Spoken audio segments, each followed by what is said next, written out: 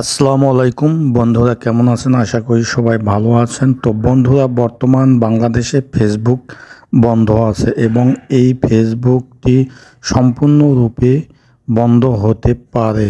তো এই সম্পর্কে আজকে টিউটোরিয়ালে বিস্তারিত আলোচনা করব। তো এই জন্য ধৈর্য সহকারে পুরো ভিডিওটি দেখবেন। ভালো লাগলে লাইক দেবেন, শেয়ার করবেন বন্ধুদের মধ্যে, আর অবশ্যই আমার চ্যানেলটি সাবস্ক্রাইব করে অল নোটিফিকেশনে ক্লিক করবেন এবং যারা ফেসবুক থেকে দেখছেন পেজটি ফলো করি পাশে থাকবেন এবং ভিডিও সম্পর্কে মতামত অবশ্যই কমেন্ট সেকশনে জানাবেন। তো বন্ধুরা, আমরা চলে যাচ্ছি মূল ভিডিওতে।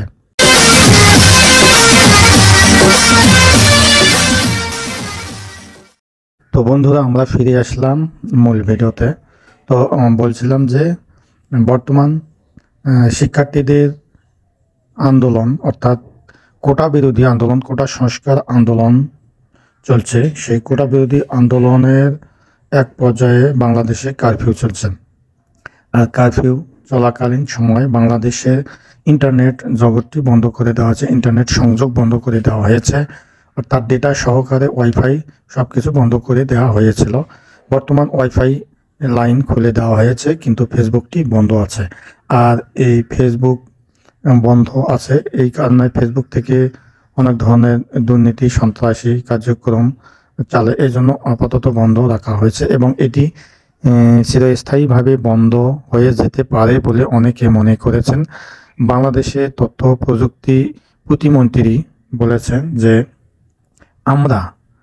আমরা বিএটিসি অর্থাৎ আমরা ফেসবুক বাংলাদেশি কর্তৃপক্ষের নিকট একটি চিঠি দেব, যে চিঠিতে বাংলাদেশ নিয়ে বিশেষ একটি টার্মস অ্যান্ড কন্ডিশন বা প্রাইভেসি পলিসি উল্লেখ থাকবে সেই ফেসবুকে, অর্থাৎ সন্ত্রাসীমূলক কার্যক্রম, যে কোনো মিথ্যা ভিডিও, এই ধরনের মিথ্যা কন্টেন্ট যাতে না দিতে পারে বা এই ধরনের ভিডিও আপলোড করলে সেই প্রোফাইল বা পেজ একবারে বাতিল এবং সেই সঙ্গে ভিডিও বাতিল করা হবে, এমন নিয়ম নীতি সহকারে ফেসবুক নতুন সংস্কার বাংলাদেশের জন্য যদি করে এবং আমাদের আলাপ আলোচনা বা আমাদের কথা অনুযায়ী যদি ফেসবুক চলে, তাহলে ফেসবুক আবার পুনরায় বাংলাদেশে চালু হতে পারে।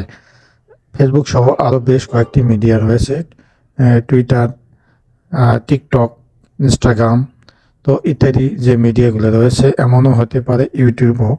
তো এই যদি আমাদের সঙ্গে তাদের কথা বা আমাদের শর্তমতে তারা ফেসবুক বা ইউটিউব চালু করে দেয়, সেক্ষেত্রে ফেসবুক পুনরায় চালু হবে বলে তথ্য প্রযুক্তি প্রতিমন্ত্রী বলেছেন। আর যদি সেটি না হয়, আমাদের শর্ত যদি না মানে, সেক্ষেত্রে ফেসবুক বা ইউটিউব যে সোশ্যাল মিডিয়া বাংলাদেশ থেকে চিরতরের জন্য বন্ধ করে দেওয়া হবে বলে এই প্রতিমন্ত্রী জানিয়েছে। তো এমন তো অবস্থায় আলোচনায় বসবে, অর্থাৎ চিঠি নিয়ে উভয় পক্ষ অর্থাৎ ফেসবুক কর্তৃপক্ষ প্লাস বাংলাদেশ মন্ত্রী কর্তৃপক্ষ উভয় পক্ষে আগামী রবি অথবা সোমবারের মধ্যে বসার কথা এবং আগামী রবি এবং সোমবারে বসার পর যদি উভয়ের মধ্যে একটা সামঞ্জস্য আসে বা উভয়ের শর্ত মানামানির ফলে উভয়ে রাজি হয়ে যায়, বাংলাদেশ প্রেক্ষাপট নিয়ে শর্ত যদি ফেসবুক কর্তৃপক্ষ রাজি হয়ে যায়, সেক্ষেত্রে সকল দাবি দাবা ঠিকঠাক যদি থাকে বা ফেসবুক কর্তৃপক্ষ মেনে নেয়, সেক্ষেত্রে নতুন করে বাংলাদেশে আবারও চালু হবে ফেসবুক এবং ইউটিউব, বিভিন্ন সোশ্যাল মিডিয়া।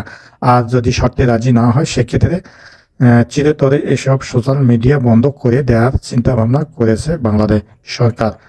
তো বন্ধুরা, আসলে দেখুন, আমাদের দেশে যদি সোশ্যাল মিডিয়া বিশেষ করে ফেসবুক বন্ধ হয়ে যায়, তাহলে বাংলাদেশে অনেক লোক আছে যারা ফেসবুক থেকে ইনকাম করে, তারা মাঠে মারা যাবে এবং অনেক কিছু অসুবিধা হয়ে যাবে। ফেসবুকে সোশ্যাল মিডিয়া অনেক খবর, বাস্তব খবরও পেয়ে থাকি আমরা, তো সেগুলো আসলে আমরা আর পাবো না এই ফেসবুকের মাধ্যমে।